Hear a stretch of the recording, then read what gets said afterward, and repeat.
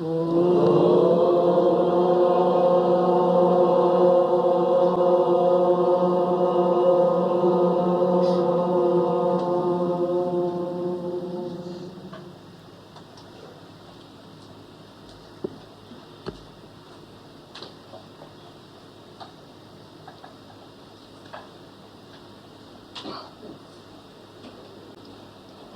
भूर्भुवस्सुः तत्सवितुर्वरेण्यं भर्गो देवस्य धीमहि धियो यो नः प्रचोदयात्। ओम विश्वानि देवसवितुर्दुरितानि परासव यो भद्रं तन्नयासव। ओम यस्मिन् सर्वं यतो सर्वं यः सर्वं सर्वतश्चेत् यस्य सर्वमयो नित्यं तस्मै सर्वात्मने नमः। तस्मै सर्वात्मने नमः। तस्मै सर्वात्मने नमः। ओम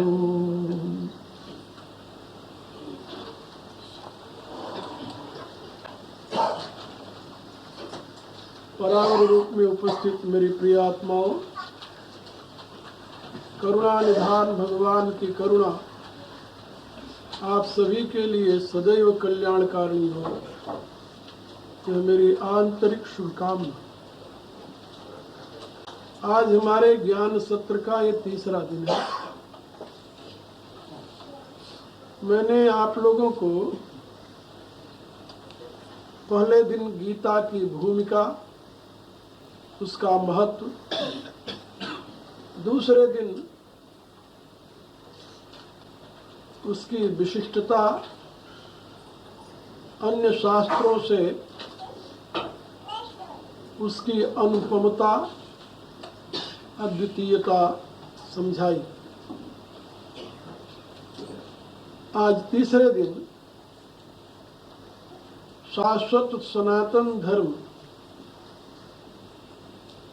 जिसके प्रवर्तक परमात्मा श्रीमन नारायण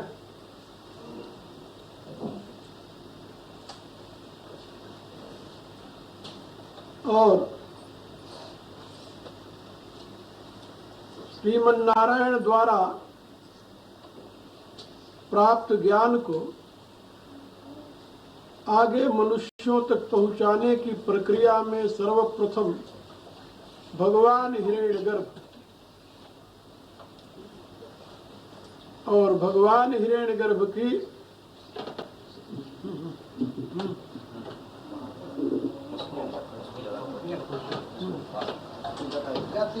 तो मैं आप लोगों को बता रहा था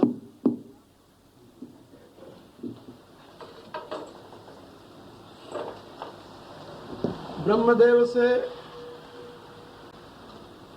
आगे उनके मानस पुत्रों को, ऋषियों को प्राप्त हुआ और ऋषियों से आगे फिर इस मानव समाज में उसका प्रचार और प्रसार हुआ।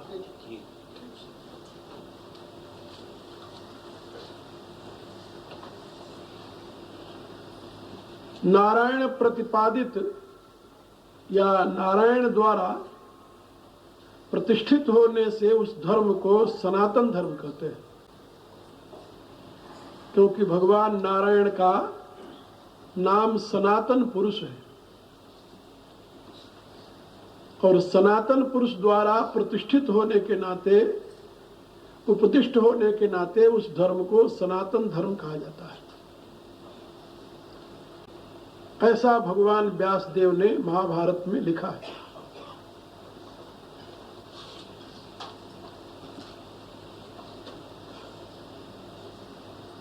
श्रीमन नारायण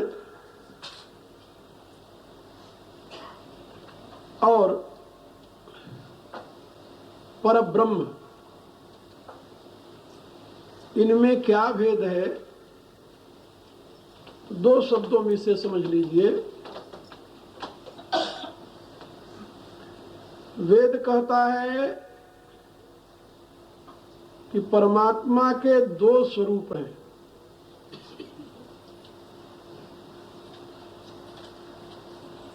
एक तो उसका निर्गुण निराकार निरीह निरंजन स्वरूप है, विशुद्ध चेतन, वह विशुद्ध चेतन जो अखंड है, अनंत है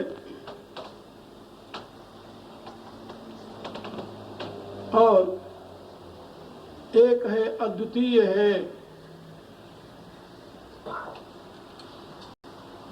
जो किसी के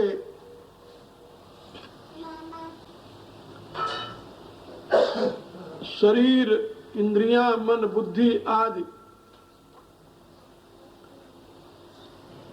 करणों द्वारा ग्राह्य नहीं है, ऐसा वह निराकार ब्रह्म। और वही निराकार ब्रह्म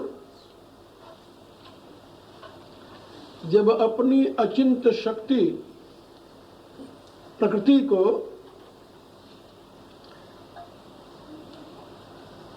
गर्भित करता है और उसके माध्यम से स्वयं को अव्यक्त से अभिव्यक्त करता है, तो उसकी संज्ञा नारायण होती है। नार कहते हैं अपस तत्व को। अपस तत्व जो है ये रस तत्व है। ये रस तत्व जो है वो प्रकृति का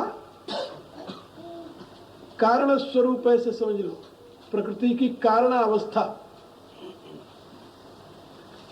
और वह नार जो प्रकृति की कारणावस्था है, वही जिसका अयन है, अयन माने निवास स्थान, उसको नारायण कहते हैं। ये नारायण शब्द की व्याख्या है।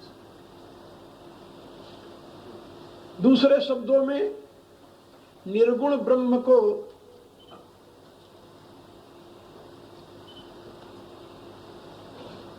शुद्ध चेतन के रूप में शुद्ध ब्रह्म कहते हैं और सगुण ब्रह्म को नारायण कहते हैं। ये नारायण जो है वो सगुण ब्रह्म का ही नाम है,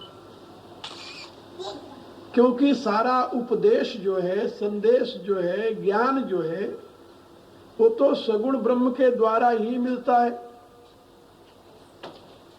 निर्गुण ब्रह्म ज्ञान देता है किसी की तो कल्पना ही नहीं करनी चाहिए, क्योंकि निर्गुण ब्रह्म के सिवा कोई होता ही नहीं। किसको ज्ञान देगा वो, किसको उपदेश देगा वो, किसके लिए ज्ञान देगा आखिर, जब वहां कोई है नहीं उसके सिवा। तो इसलिए सारे ज्ञान का स्रोत जो है वह सगुण ब्रह्म है। सगुण ब्रह्म के लिए ही वेद की ये घोषणा है, यो ब्रह्मांडं विदधाति पूर्वम यो वै वेदांश्च प्रणोति तस्मै तमः देवम आत्मबुद्धि प्रकाशम मुमुक्षुर्वै शरणमहं प्रपद्ये। मेरे कहने के प्राय कि सगुण ब्रह्म का नाम ही नारायण है और उस सगुण ब्रह्म के द्वारा ही सृष्टि में उत्पन्न हुए प्रथम पुरुष, जिसको अधिदैव पुरुष कहा गया है, गीता के 8वें अध्याय में पुरुषश्चाधिदैवतम, उसको वह ज्ञान प्रदान किया जाता है। और आगे वह अधिदैव पुरुष जो है वही अपने से उत्पन्न हुए ऋषियों को और मनुओं को ज्ञान प्रदान करता है। इसलिए इस धर्म का मूल स्रोत, इस ज्ञान का मूल स्रोत वह सनातन पुरुष नारायण है। इसलिए इसको सनातन धर्म कहते हैं। अब नारायण द्वारा उपदिष्ट ज्ञान जो है वह जब कालांतर में विकृत हो जाता है, दूषित हो जाता है, पोल्यूटेड हो जाता है, या समझ लो उस ज्ञान का ह्रास हो जाता है, क्योंकि जो बात मैं आपसे कहूंगा तो वही बात आप दूसरे से ज्यों का त्यों तो नहीं कहेंगे। जब आप कहेंगे तो कुछ तो उसमें कमी हो ही जाएगी, और दूसरा जब तीसरे से कहेगा तो और उसमें कमी हो जाएगी, और जब कमी भी होगी तो वो कुछ अपना भी ऐड करके उसमें कहेगा। तो ऐसे जब परंपरा चलती रहेगी तो आगे जाकर के तो कुछ का कुछ बन जाता है फिर। तो उस ज्ञान का ह्रास हो जाता है, यथार्थ ज्ञान जो चला था उसका ह्रास हो जाता है। जब ह्रास होता है तब जनता में अव्यवस्था आ जाती है, मानव समाज में अव्यवस्था आ जाती है। और जब अव्यवस्था आ जाती है मानव समाज में, तब सृष्टि में हलचल मचती है। और फिर उस नारायण को ही चिंता होती है, क्योंकि सृष्टि तो उसके संकल्प से हुई है, अपने संकल्प से तो सृष्टि हुई नहीं। अपन तो रातों दिन बैठकर संकल्प करते रहे, एक तिनका भी नहीं बना सकते। ये बना सकते हैं? तो जिसके संकल्प से सृष्टि हुई है उसी की जिम्मेदारी है कि सृष्टि को व्यवस्थित रखे। तो वो अपनी सृष्टि को व्यवस्थित रखने के लिए फिर इस धराधाम पर अनेक रूपों में प्रकट होता है। किस रूप में आता है इसकी कोई कल्पना नहीं की जा सकती। अनेकों रूपों में प्रकट होता है। अब जिन रूपों में प्रकट होता है उन रूपों को हमारे यहां अवतार कहते हैं। तो अवतार के 7 भेद होते हैं, 7 भेद। उनमें से मुख्यतः 2 भेद होता है, अंशावतार और पूर्णावतार। तो जहां काम चल जाए उपदेश से वहां तो अंशावतार होता है। और अंशावतार में भी कभी कभी आवेशावतार होता है, प्रवेशावतार होता है। यानी भगवान का एक अंश किसी में ज्यादा प्रकट हो गया, भगवान की शक्ति किसी के माध्यम से प्रकाशित हो गई है। वो सामान्य जीव, लेकिन भगवान के ध्यान से, चिंतन से उनकी शक्ति का उसमें आविर्भाव हो गया, तो वो आवेश में आ गया, आविष्ट हो गया। किससे आविष्ट हुआ? भगवान की शक्ति से। और उस समय वो बड़ा से बड़ा काम कर देता है तो उसको आवेशावतार कह देते हैं। कभी कभी भगवान की शक्ति उसमें प्रविष्ट हो जाती है, काम करके फिर उसमें से निकल जाती है, तो बेचारा देव का त्यों रह जाता है। थोड़े देर के लिए तो महान बन जाता है और फिर बाद में फिर कॉमन मैन हो जाता है। ऐसा भी होता है। तो इस प्रकार से जहां विशिष्ट शक्तियों का आविर्भाव होता है तो उसको हमारे यहाँ अंशावतार कह देते हैं।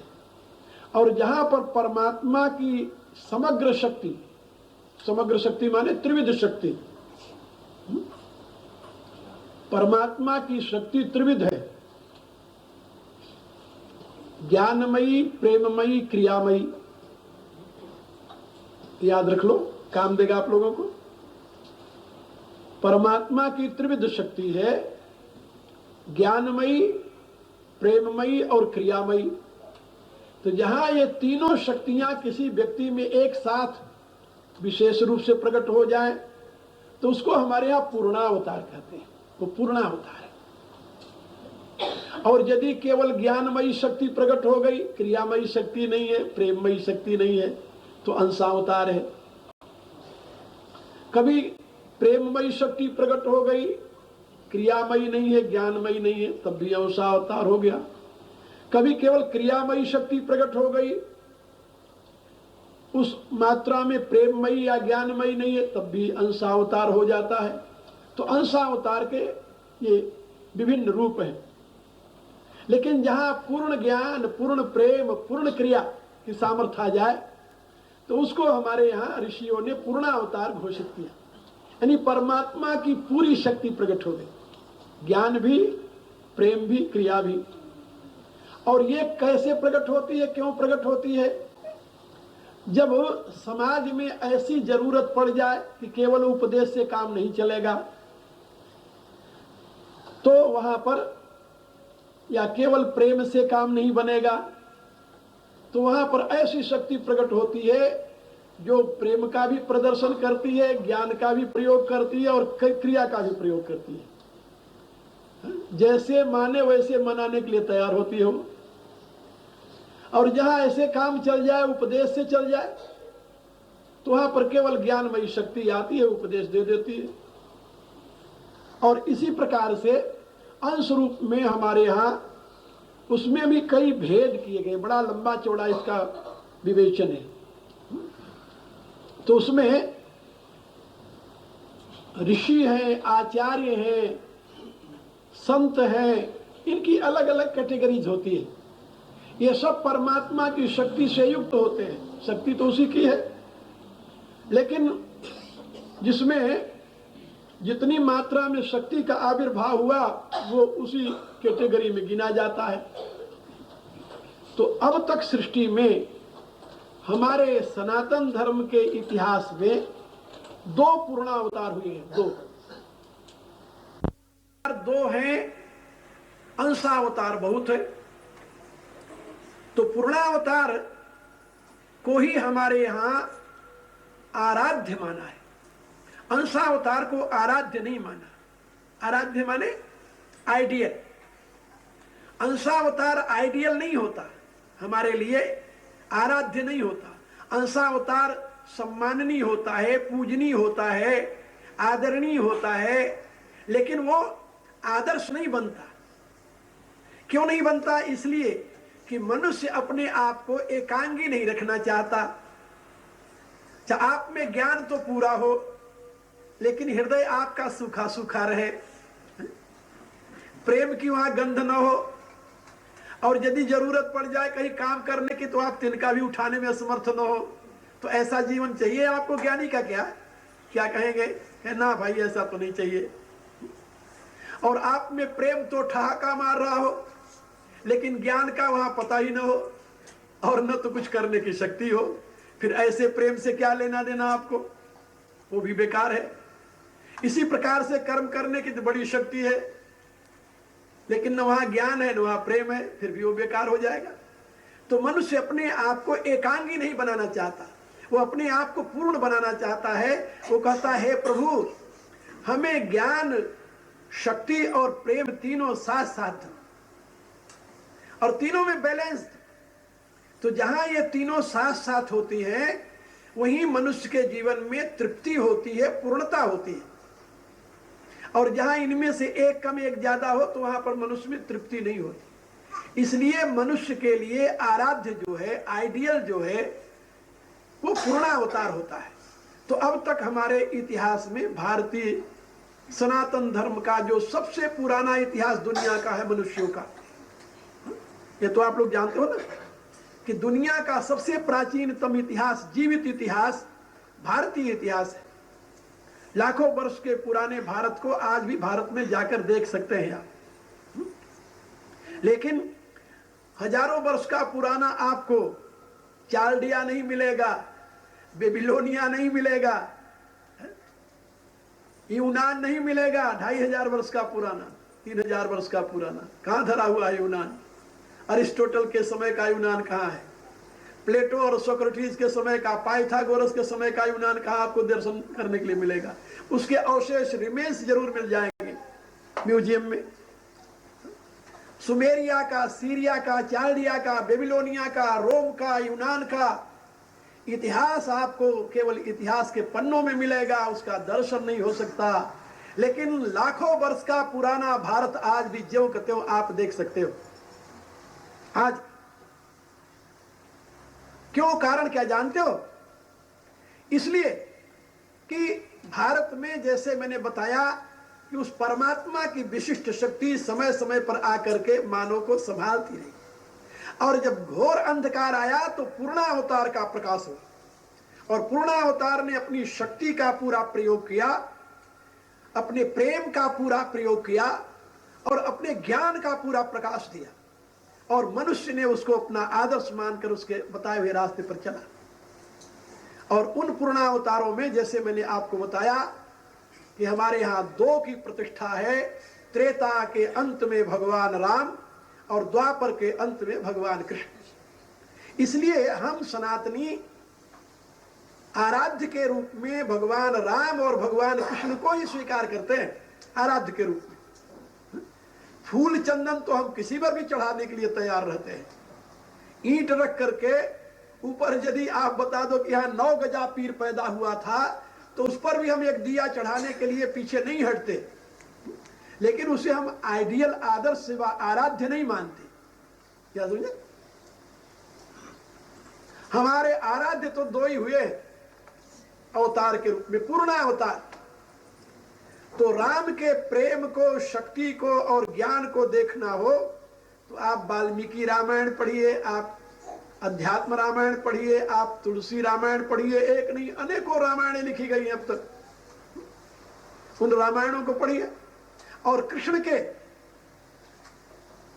पूर्णत्व को यदि जानना हो तो आप महाभारत पढ़िए, आप भागवत पढ़िए, आप अनेकों पुराण हैं उनको पढ़िए।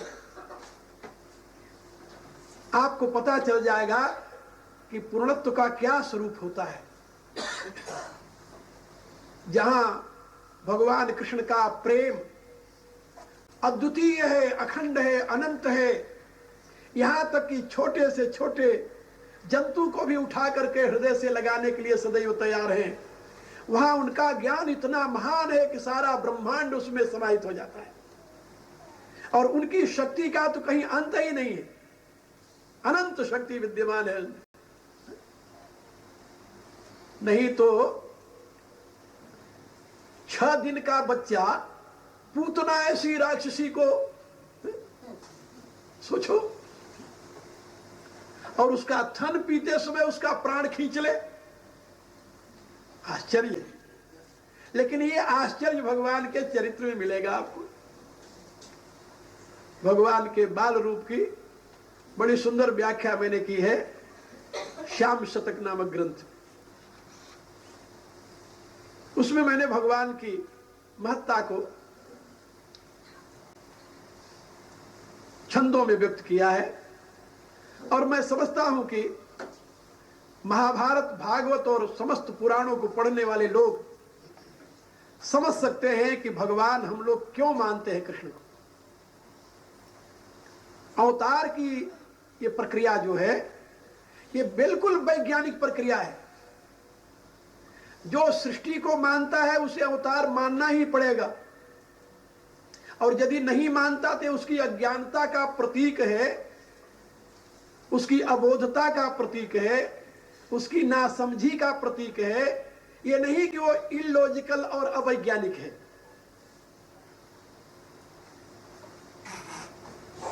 क्योंकि हम सभी ये मानते हैं सनातनी कि ये जो हमारा ये ब्रह्म चक्र है, थोड़ा सा समझ लो, ये ब्रह्म चक्र जो है यहां पर, इसी ब्रह्म चक्र के रास्ते से परमात्मा की शक्ति, चेतना जिसे कहते हैं, वो इसमें प्रवेश करती है, प्रकट होती है।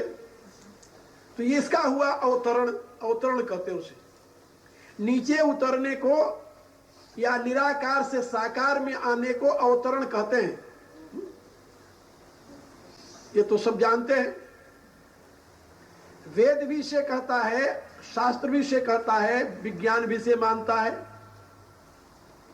कि this word is nothing but manifestation of infinite energy. And nowadays scientists are accepting two forms of energy, one material energy and other psychic energy. इस जमाने में भी वैज्ञानिकों ने अब यह स्वीकार कर लिया है कि एनर्जी एक प्रकार की नहीं है, एनर्जी के दो रूप हैं। एक तो मटेरियल एनर्जी है और दूसरी साइकिक एनर्जी है। साइकिक एनर्जी माने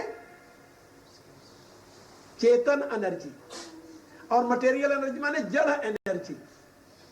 एक ऐसी शक्ति है जो जड़ है, जिसमें हम परिवर्तन करते हैं अपने रुचि अनुसार, लेकिन एक ऐसी शक्ति है जो चेतन है, जो हम अपनी रुचि अनुसार परिवर्तन नहीं कर सकते। चेतन शक्ति है वो, उसको साइकिक एनर्जी कहते हैं। अब आप देखिए तो जो साइकिक एनर्जी हमारे अंदर आविर्भूत हो रही है, या जो मटेरियल एनर्जी हमारे शरीर के रूप में प्रकट हुई है, ये अवतरण नहीं तो और क्या है? इसको अवतरण कहते हैं हमारी भाषा में। अब तुम कोई और नाम रख दो तो ये तुम्हारी रुचि है। तो ये अवतरण जो हुआ है, तो अवतरण में कई प्रकार की कैटेगरीज हैं। ये जो बल्ब यहां जल रहा है, यही बल्ब कहीं डेकोरेशन लाइट में भी जलेगा, जो एंटे टिम टिम करता रहेगा, छोटा सा बल्ब होगा उसमें। तो इलेक्ट्रिसिटी का अवतरण तो वहां भी हो रहा है ना, लेकिन वहां उतनी मात्रा में नहीं हो रहा है कि तुम छुओ और जल जाओ। और यहां जरा बल्ब के अंदर हाथ लगा कर देखो तो अभी पता चल जाए 1 सेकेंड में। है इलेक्ट्रिसिटी वही। तो electricity same, but media is different. Due to different means that electricity is appearing in different form and different power, that's called power. जैसे वह इलेक्ट्रिसिटी, विद्युत शक्ति एक ही है, लेकिन छोटे बड़े के माध्यम से कहीं ज्यादा प्रकाश देती, कहीं छोटा प्रकाश देती है, इसी रूप से वह चेतन एक है, परमात्मा एक है, लेकिन छोटे बड़े माध्यम के नाते कहीं ज्यादा उसका प्रकाश, कहीं छोटा प्रकाश है, कहीं ज्यादा शक्ति, कहीं थोड़ी शक्ति है। आपको एक जानकर आश्चर्य होगा, राणा प्रताप का नाम सुना होगा आप लोगों ने, सुना है? उनके प्रयोग करने वाले अवशेष आज भी भारत में पड़े हैं। अब आप कल्पना कीजिए, 2.5 मन यानी 1 क्विंटल का उनका बख्तर बंद है। बख्तर जानते किसे कहते हैं? हाँ, कवच को, कवच संस्कृत में कवच कहते हैं। 1 क्विंटल का 2.5 मन का उनका कवच है, लोहे का, जिस कवच को पहन करके युद्ध करते थे। 1.25 मन माने 50 किलो माने आधा क्विंटल का उनका भाला है, जिसको हाथ में लेकर के वो युद्ध करते थे, मारते थे। और उनकी तलवार देखिए आप, आपको आश्चर्य होगा कि आदमी इसको उठाता कैसे था, चलाना तो दूर रहा। अब जो व्यक्ति महाराणा के उस केवल सार सजाम जो बना हुआ है, यानी कवच, भाला और तलवार को देख ले, वो कल्पना नहीं कर सकता कि इसको कोई आदमी उठा सकता है, पहनकर युद्ध करना तो दूर रहा। और अभी महाभारत यानी या महाराणा प्रताप को हुए कितने वर्ष हुए? 400 वर्ष। अब आप कैसे कल्पना कर सकते हो भाई?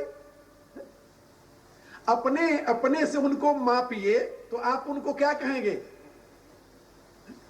यही तो कहेंगे ना कि वो परमात्मा की विशिष्ट शक्ति थी। अपन तो 4 किलो का भार उठाकर चल नहीं सकते, और वो इतना बड़ा भार लेकर के युद्ध करते थे।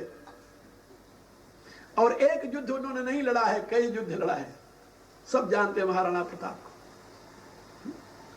ऐतिहासिक पुरुष हमारे। तो ये तो अभी 400 वर्ष पहले की बात है, और पहले की बात कौन कल्पना करे? हनुमान की बात, राम की बात, कृष्ण की बात, उसकी तो कल्पना ही दूर रही। महाभारत में कथा आती, सुना दूं आपको। पुराण में, पुराण की कथा है।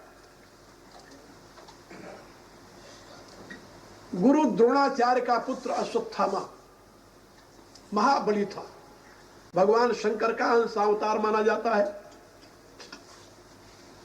उसने निश्चय किया कि इस समय दुनिया में मेरे समान अब कोई बलवान तो है नहीं, केवल एक बलवान है मेरे समान, और वो भी बल में मेरे से ज्यादा तो नहीं होगा, लेकिन नाम उसका बहुत है दुनिया में। हाँ, उसके पास एक शस्त्र है, यदि वो शस्त्र हमें मिल जाए तो हम उसके बराबर के बलवान हो सकते हैं। वो कौन एक आदमी है भाई? कहा कृष्ण। अश्वत्थामा कहता है मेरे समान कोई बलवान नहीं, अब केवल एक है, कृष्ण। लेकिन कृष्ण की महिमा इसलिए कि उसके पास एक अस्त्र है जिसका नाम है चक्र। यदि वो चक्र हमें मिल जाए फिर कृष्ण हमारा कुछ नहीं बिगाड़ सकता, फिर तो दुनिया में सबसे बलवान मैं हो जाऊंगा। लेकिन चक्र मिले कैसे? कहा कृष्ण ब्राह्मण भक्त है, गौ ब्राह्मण, गौ ब्राह्मण देवाय, ऐसा कहते हैं भगवान के लिए। तो मैं ब्राह्मण पुत्र हूं, मैं चल करके जब कृष्ण से कहूंगा कि ये चक्र मुझे दे दो तो वो नहीं करेंगे, और पहले वचन ले लूंगा तब उनसे मांगूंगा।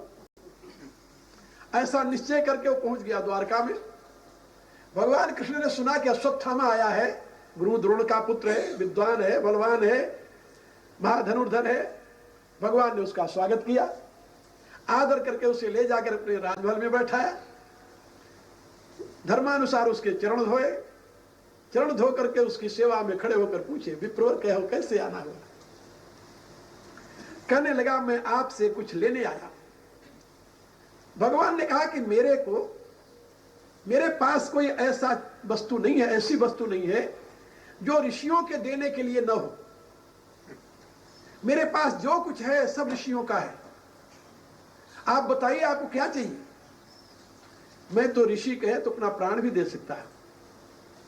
वो कहता नहीं, ऐसी जरूरत नहीं है, हमें तो केवल एक वस्तु चाहिए आपकी। कहा क्या चाहिए? कहता है आपका वो चक्र। चक्र? अरे कहा तुम चक्र लेकर क्या करोगे भाई?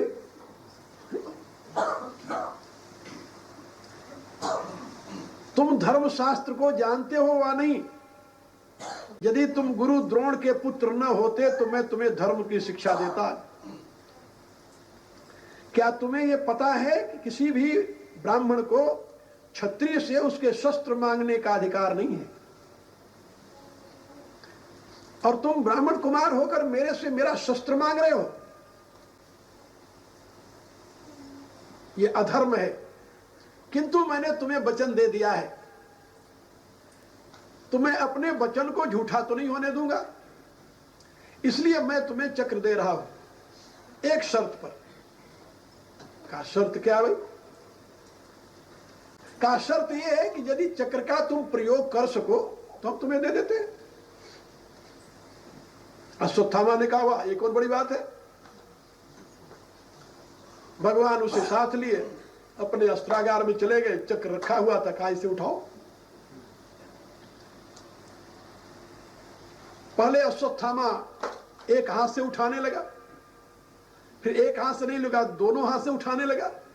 जब दोनों हाथ से नहीं उठा तो अपने कछनी बांध करके कस करके तैयार होकर के फिर पूरी जोर लगाकर उठाता रहा, लेकिन चक्र वो भूमि से उठा नहीं सका।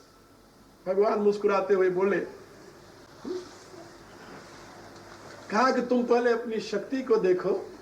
जिस शस्त्र को तुम उठा नहीं सकते उसको तुम्हें मांगने का क्या अधिकार है?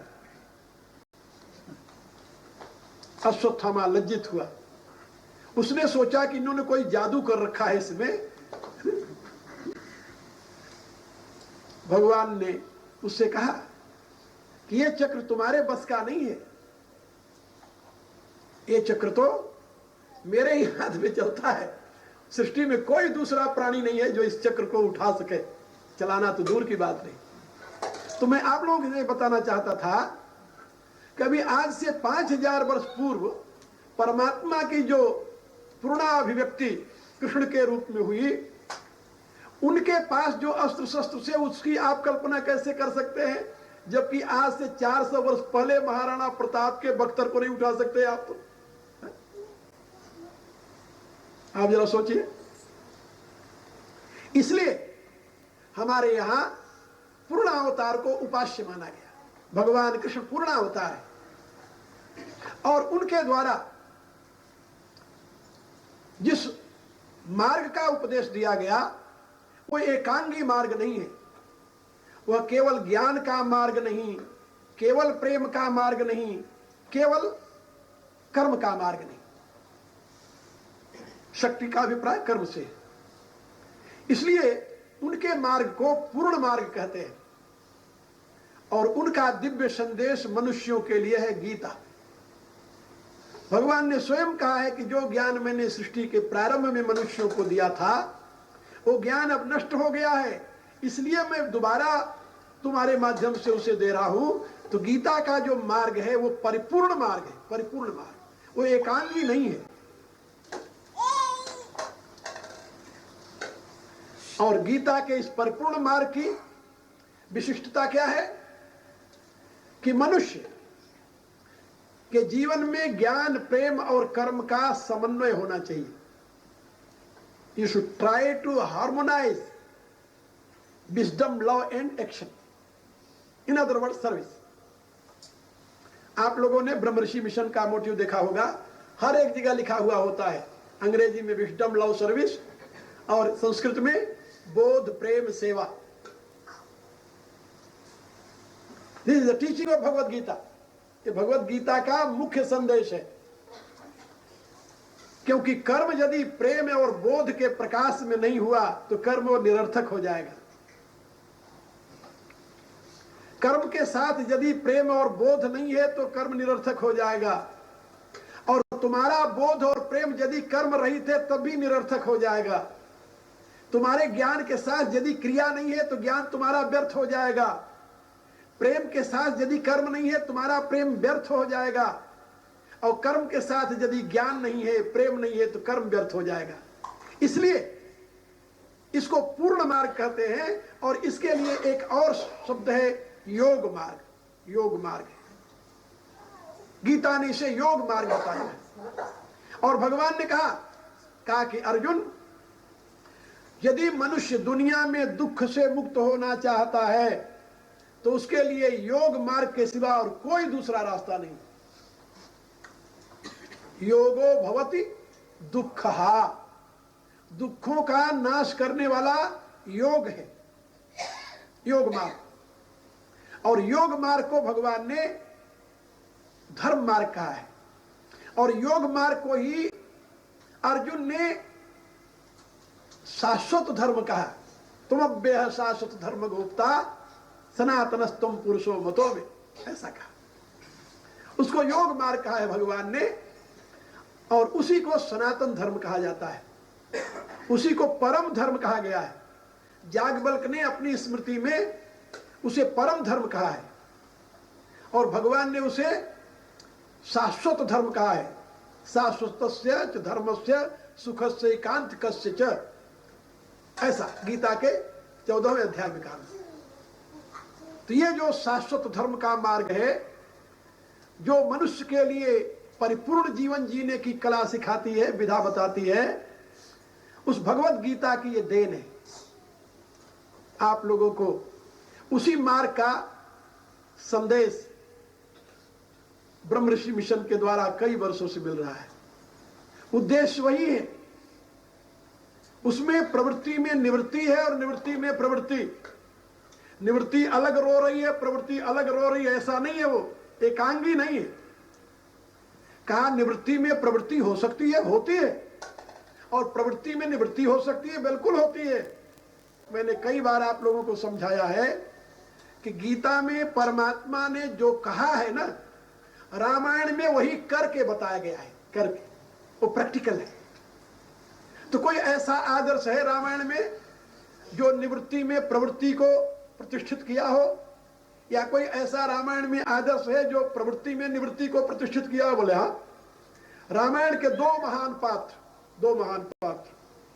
जिनका नाम है भरत और हनुमान, ये रामायण के दो महान पात्र हैं। इनके समान कोई दूसरा पात्र नहीं है कोई। क्योंकि लोग राम की महिमा गाते हैं और राम इन दोनों की महिमा गाते हैं, इतने महान है दोनों। लोग राम की महिमा गाते हैं, राम हनुमान की महिमा गाते हैं। भगवान शंकर मग्न होकर के क्या कहते हैं? हनुमान सम नहीं बड़ भागी, नहीं को राम चरण अनुरागी, गिरिजा जासु प्रीति सेवकाई, बार बार प्रभु निज मुख गाई। श्री राम स्वयं राम हनुमान की महिमा का गान करते हैं। और दूसरे हैं भरत महा महिमा सुनु रानी, जानई राम न सकई बखानी। भरत की महिमा। भरत का आदर्श कौन सा है जानते हो? प्रवृत्ति में निवृत्ति। प्रवृत्ति में निवृत्ति के प्रतिष्ठापक हैं महात्मा भरत। है तो प्रवृत्ति मार्गी। शादी हुई है, आगे बाल बच्चे भी हुए थे, राज्य में रहते थे, राज्य की संभाल करते थे, लेकिन राज्य की संभाल करते हुए भी वो राज्य से बिल्कुल परे थे। तुलसीदास जी क्या कहते हैं भरत के स्वरूप का चिंतन करते हुए? अवधराज सुरराज सिहाही, दशरथ धन लखी धन दल जाही, तेहि पुर बसत भरत बिनु रागा, चंचरी के जिमि चंपक वागा, वो कहते हैं अयोध्या के राज्य को देख करके देवराज इंद्र भी सिहाते थे। सिहाना तो जानते हो ना, ईर्ष्या करते थे, मेरा राज्य इतना महान नहीं है। और उनकी संपत्ति को देख करके अयोध्या की जो देवताओं के कोषाध्यक्ष हैं कुबेर भी लज्जित होते थे कि मेरे कोष में तो इतनी संपत्ति नहीं है। दशरथ धन सुनि धनज लजाही, लजाते थे, लज्जित होते थे कि ये धन, इतना धन मेरे पास नहीं है। और उस अयोध्या के राज्य में भरत रहते हैं, भरत जिनको सही माने में राज्य का उत्तराधिकारी बनाया गया है। लेकिन तुलसीदास जी कहते हैं कि भरत कैसे रहते हैं उस राज्य में। कहते ही पूर्व बसत भरत बिनुरागा, चंचरी के जिम चंपक बहागा। जैसे चंपा के फूल के वन में भौरा रहता है, ऐसे अयोध्या में महात्मा भरत रहते हैं। भौरा चंपा के फूल के वन में रहता है, लेकिन वो चंपा के फूल का रस नहीं पान करता, रस नहीं करता। इसी रूप से भरत अयोध्या में है, अयोध्या की सारी व्यवस्था करते हैं, अयोध्या के सारे राज्य का प्रबंध कर रहे हैं, लेकिन उसके रस में अनुरक्त नहीं है, रहते हुए भी वो नहीं है। ये एक विज्ञान है। संपत्ति होना बुरी बात नहीं है, लेकिन संपत्ति के प्रति आसक्ति होना बुरी बात है। मैंने कई बार आप लोगों को बताया है कि कर्म में बंधन नहीं है, बंधन कामना में है। कामना में, कामना रहित यदि आपका कर्म होगा तो आपके लिए बंधन में हेतु नहीं होगा। और कामना से अधिकार जागृत होता है, अधिकार। एक मेरे बड़े प्रेमी शिष्य थे, जब मैं कभी ये कहानी सुनाता उनको अधिकार वाली, तो बोलते महाराज ये मेरे समझ में नहीं आती, आप ये कैसे करते हो? हम कहा कोई नहीं, किसी दिन समझ में आ जाएगी। एक दिन संयोगवश मैं उनके घर पहुंच गया। उनकी स्त्री बहुत श्रद्धा रखती, बहुत अति श्रद्धा, और वो गुरुजी आए इसमें खुश हो गई। कहने लगी गुरुजी आज भिक्षा ही लेनी है। हम कहा कोई नहीं बेटे ले लेंगे। अब उसने जल्दी जल्दी में भोजन बनाया। अब भोजन बनाया उसने, तो इतनी जल्दी में वो मगन थी, गुरुजी आए उत्साह में, उसने सब्जी में और दाल में नमक डालना ही भूल गई। अब भोजन बनाकर रख दिया हम लोगों के सामने। तो हम अकेले भोजन नहीं करते, हमारी आदत है बैठ करके सब परिवार वाले बैठ जाते करते हैं। तो वो श्रीमान जी बैठ गए और कोई परिवार में था नहीं, मैं भी अकेला गया थे, तो बैठ गए भोजन करने। अब हमारा स्वभाव था, लोग जानते हैं जब मैं भोजन करता था तब, तो हमारे स्वभाव में है कि जो भोजन में आता सब इकट्ठा कर लेते। मेरी खप्पर होता है कठौतिया, उसमें डाल लेते, दाल भी डाल लिया, सब्जी भी डाल लिया, जो मिला उसमें डाल लिया और प्रार्थना किया, मैं खाने लगा। अब वो भी अलग अलग करके खाए, पहले सब्जी खाए, देखा तो उसमें नमक नहीं, फिर दाल में हाथ डाले, दाल देखा तो उसमें नमक नहीं, और मैं खाता रहा, हंसता रहा, और वो कुढ़ता रहा। तो उसकी आंखें निकल आई, तरेर करके उसकी तरफ देखा। अब मैं बैठा हुआ था, डर के मारे कुछ कर भी नहीं सकता था।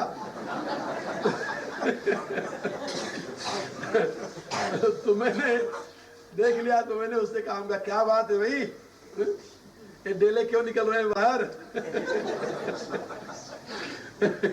तुम कहा ये आंख क्यों निकाल रहे हो तुम, क्या बात है? अब वो क्या कहे मेरे से, कहा महाराज क्या बताऊं, आप भोजन कर रहे हो, देख नहीं रहे हो? हमका देख रहा हूं। तो आपको ये महसूस नहीं हो रहा क्या?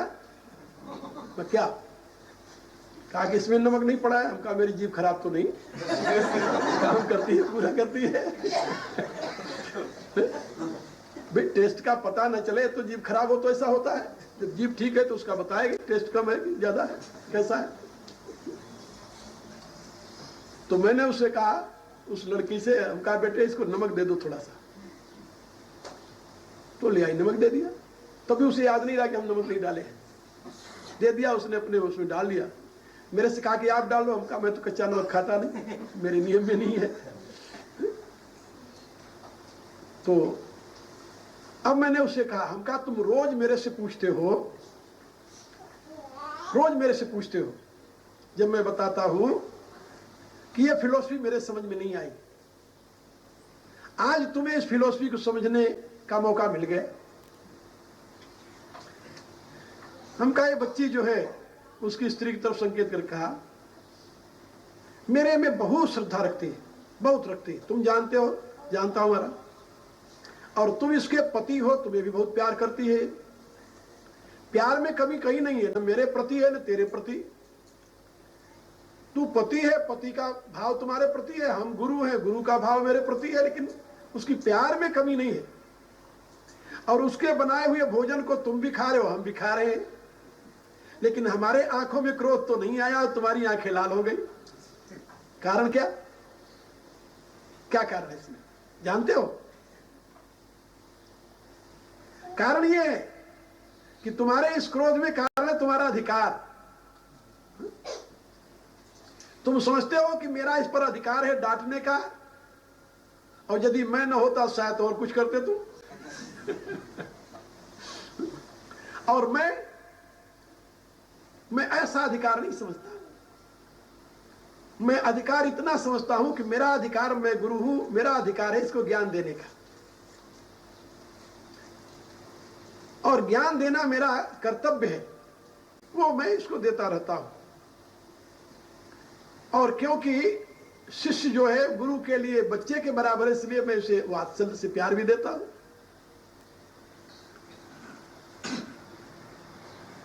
व्यक्ति वही है, पदार्थ वही है, स्थान वही है, क्रिया वही है, लेकिन मान्यता अलग होने के नाते, सब्जी और दाल में नमक न होने के नाते मुझे गुस्सा नहीं आया, लेकिन तुम क्रोध से इसमें जल रहे हो।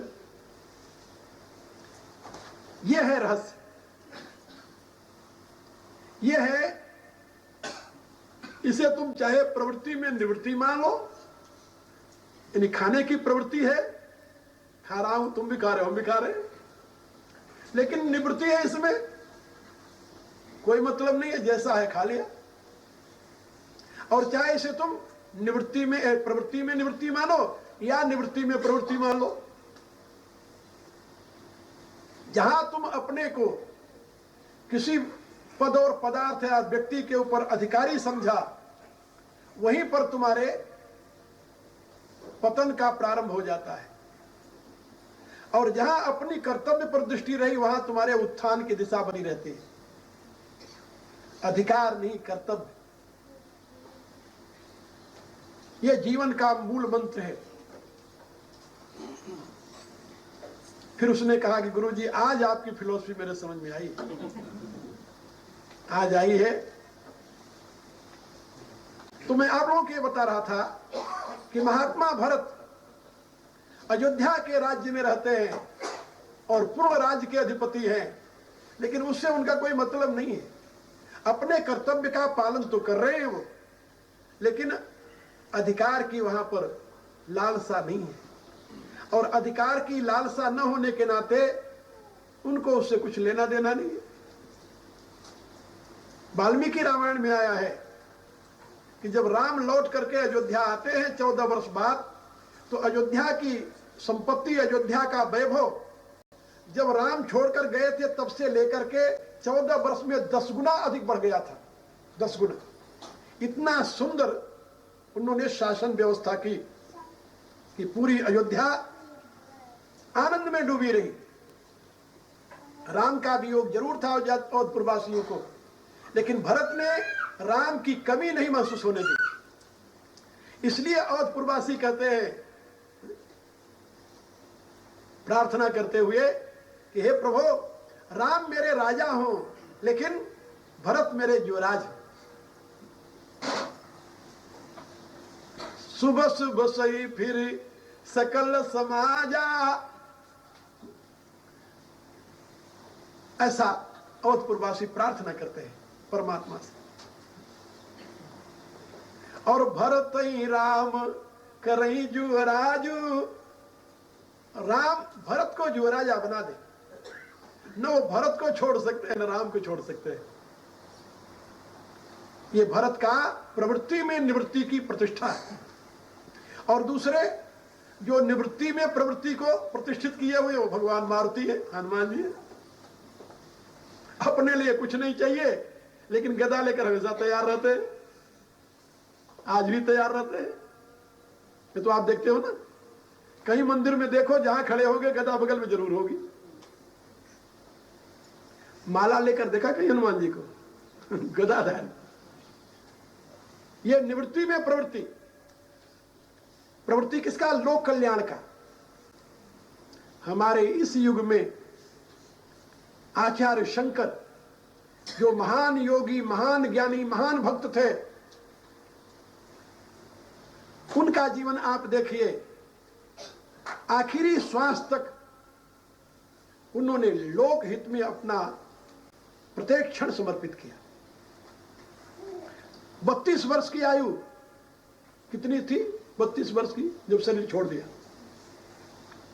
8 साल की आयु में गुरु की तलाश में निकल गए,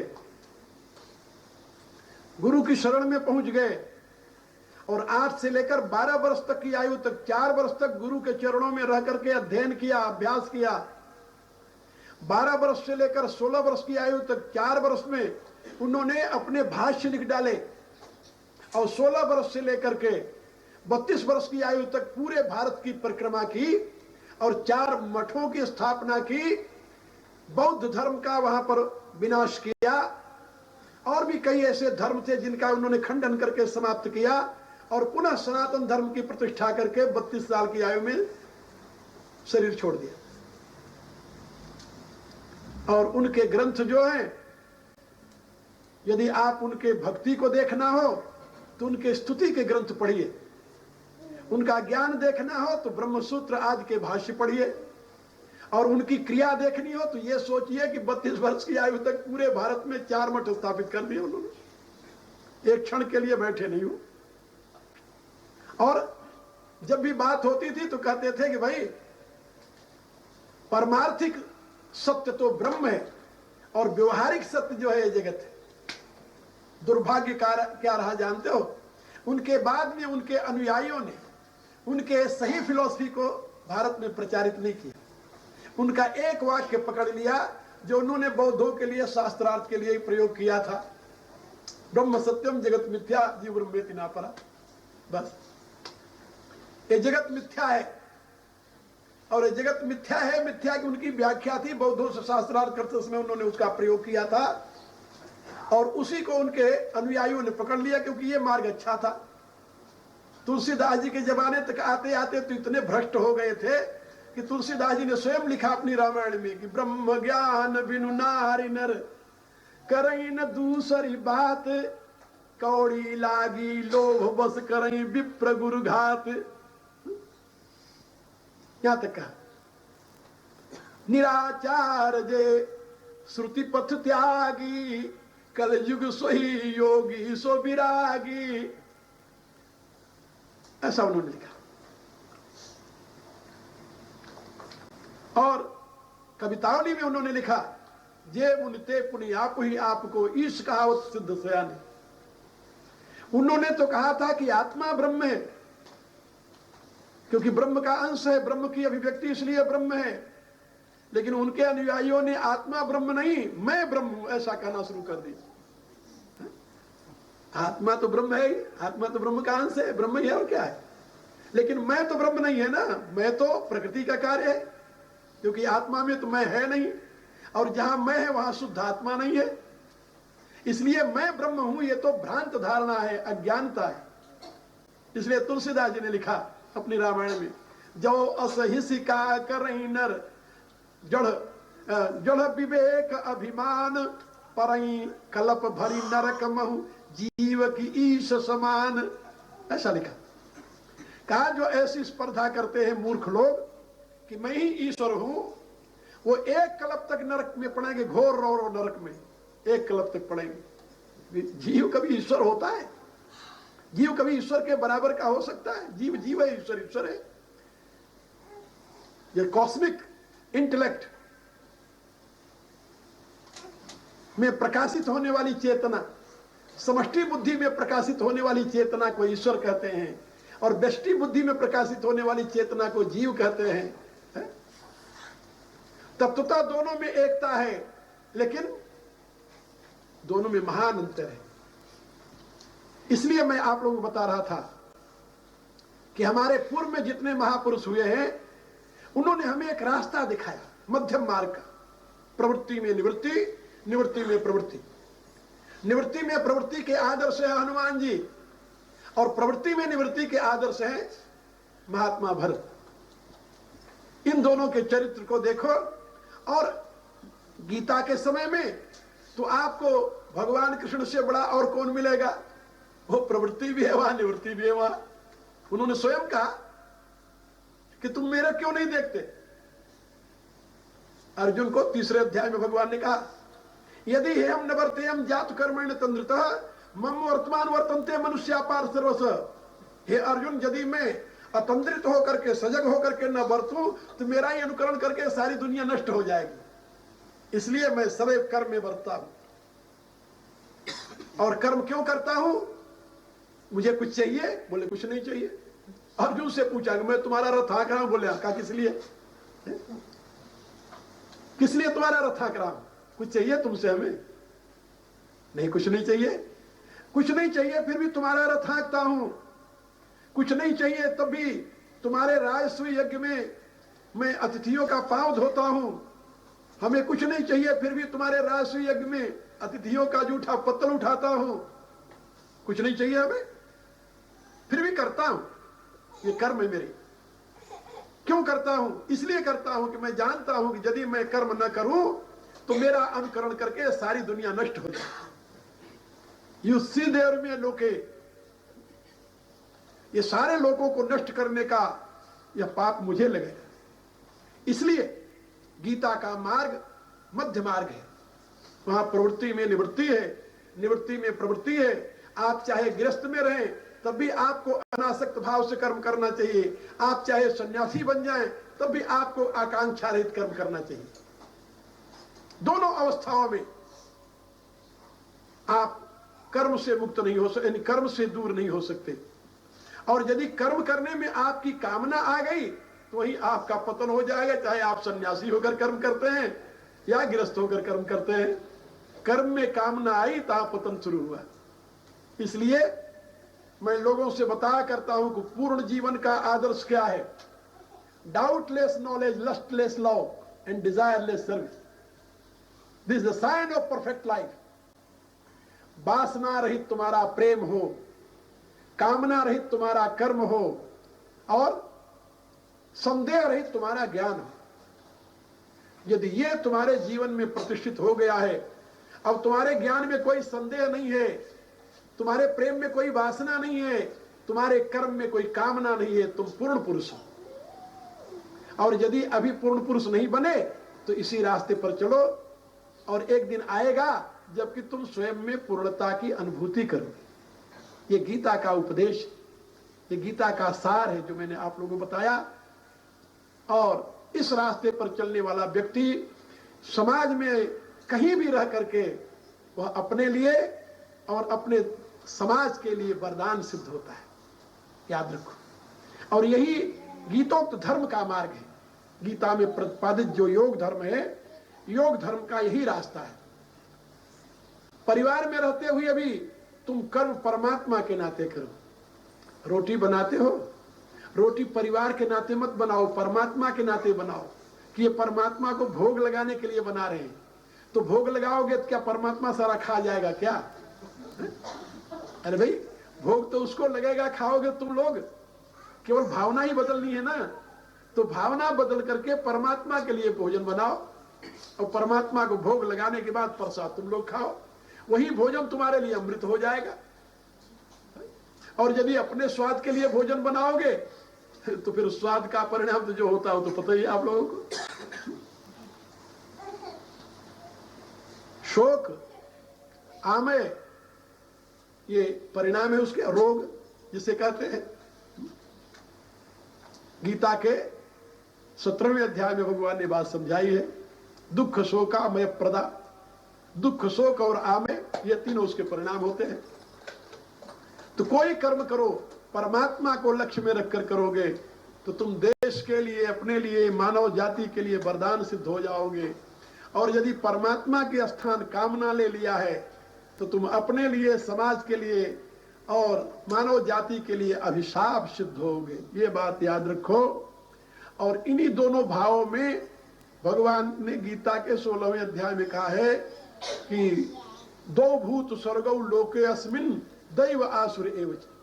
ये दो प्रकार के भूत स्वर्ग है सृष्टि में, एक देव स्वर्ग है, दूसरा आसुर स्वर्ग है। अभी जो आप पहले चिदघनानंद से सुन रहे थे ना कि आसुरी संस्कृति और दैवी संस्कृति, एक इंद्र का अनुयायी और दूसरा बैरोचन का अनुयायी, इन दोनों में क्या अंतर है? क्या यही अंतर है? एक की दृष्टि में आत्मा की प्रधानता है, परमात्मा की प्रधानता है, और एक की दृष्टि में भोग की प्रधानता है, पदार्थ की प्रधानता है। यदि तुम पदार्थ निष्ठ हुए तो असुर कोटि में चले जाओगे, और परमात्मा निष्ठ हुए तो तुम देव कोटि में चले जाओगे। और दैवी संपद विमोक्षाया निबंधाया असुरीमता, भगवान कहते हैं देव कोटि में गए तो तुम्हारा मोक्ष हो जाएगा, और असुर कोटि में गए तो नीचे गिरते चले जाओगे। अब तुम जानो, तुम्हारा काम जाने। बावरा को जो बताना था उसने बता दिया। ओम भूर्भुवः स्वः सवितुर्वरेण्यं भर्गो देवस्य धीमहि धियो यो नः प्रचोदयात्। सर्वे भवन्तु सुखिनः, सर्वे सन्तु निरामयाः, सर्वे भद्राणि पश्यन्तु, मा कश्चित् दुःखभाग् भवेत्। ओम पूर्णमदः पूर्णमिदं पूर्णात् पूर्णमुदच्यते पूर्णस्य पूर्णमादाय पूर्णमेवावशिष्यते। ओम शांति शांति शांति।